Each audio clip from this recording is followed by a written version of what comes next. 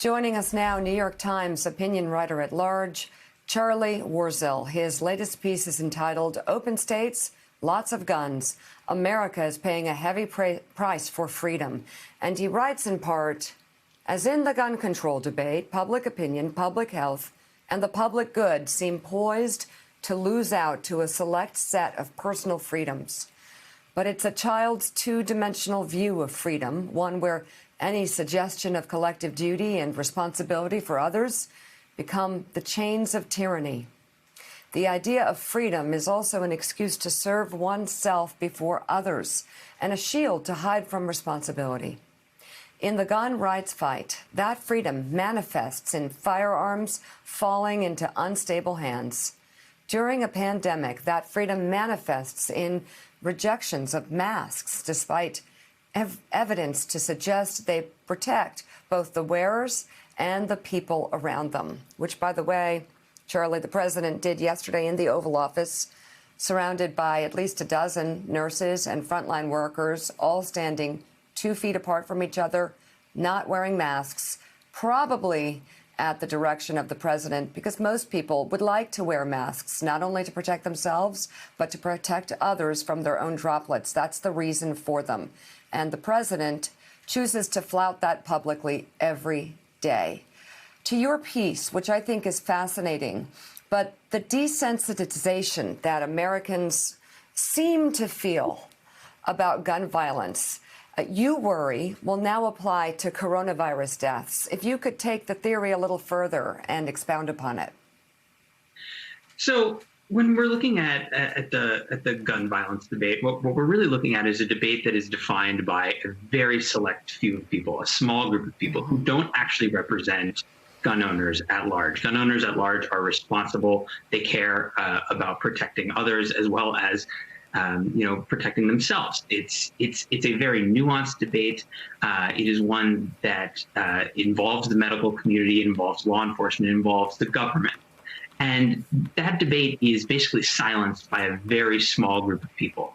And what those people want is a very narrow definition of gun rights, which is I can have anything and I can take as much as I want, and I can use that freedom to intimidate, to serve myself first, to do whatever I want, everyone else be damned.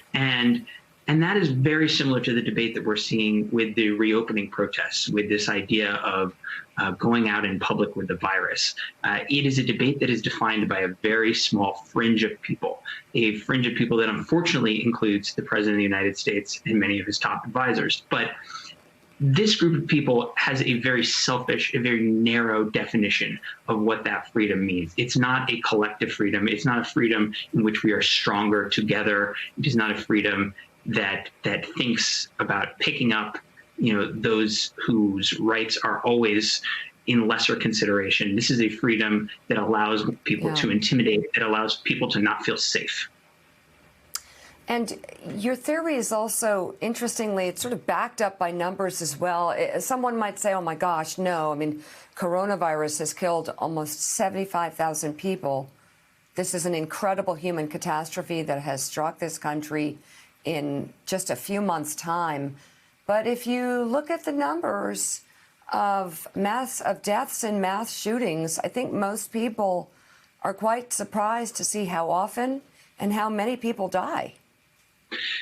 What really got me thinking about this comparison is, the fact that we have gun violence and deaths as a result in the United States every day. And sometimes we have these mass shootings. They make the news, but so many of the suicides in rural areas don't. Even shootings in schools now are so prevalent that they don't make the news. And it felt very analogous to the situation we have right now. We're obviously very fixated on the coronavirus and the death toll, and we talk about it a lot. But 2,000 people nearly are dying a day, maybe a little bit less at the moment. It's projected to go higher, and we're not able to process that death toll adequately because every day there's a new wave of that. And so, as with gun violence, it makes me think that because we have to sort of mentally protect ourselves, and because we're not getting any help from the government to stem this, and because we're trying to open society back up very, very soon, if not right now, that we might just get used to this. And that, to me, is the nightmare scenario about this, is that this becomes normal to look at the news every morning and see a death toll of 1,500 to 3,000 people. And that is similar to what we see with gun violence on a different scale, yes, but we have basically resigned ourselves to the fact that, what can we do? This is the price we pay for freedom. Hey, Charlie, it's Willie. Good to see you this morning. Yeah, I keep thinking about that every morning when we see these announcements of death totals and it goes up. It becomes sort of part of the day. And it's terrible and it's tragic, but it becomes a routine almost to see the numbers go up. And we have heard in both cases, guns and in the case of this coronavirus pandemic, that there's just going to be an acceptable number of deaths that we have to live with in order to maintain freedom, which we all want to do, or to go back to work. If we want to open our society and stop seeing it on Thursdays at 8:30 every week, these terrible unemployment numbers, we have to accept that we will wake up every morning and hear these terrible numbers of deaths. Does it look to you inevitable that, as many doctors have said, and this is going to come back in the fall, that this will just become part of our lives every day? I'm obviously not a doctor, but I think it's impossible to ignore the reality that we have done very little to actually vanquish this illness. We do not have a vaccine. We do not have a true tested therapeutic that's going to get out of this. We don't have a test, trace, and isolate system like countries like South Korea. So we actually haven't done the work. And yet we believe that, there's obviously so many people hurting. We do need to, have some economic activity. We do need to get people into jobs, but the government hasn't done the steps yet to get us there. And yet we're reopening anyhow. States are very concerned. People are very concerned. Public opinion is that people are afraid of this and they don't want to go back out until they know that they can be safe. And that's similar to the public opinion of people who are sending their kids to schools and don't want them to be, shot. We're afraid because we're not being protected by the people who should be doing that protecting. And so what we've done instead is we've resigned ourselves to the fact that this is the price that we pay for living our lives. And that is frankly, that's just not a true calculation.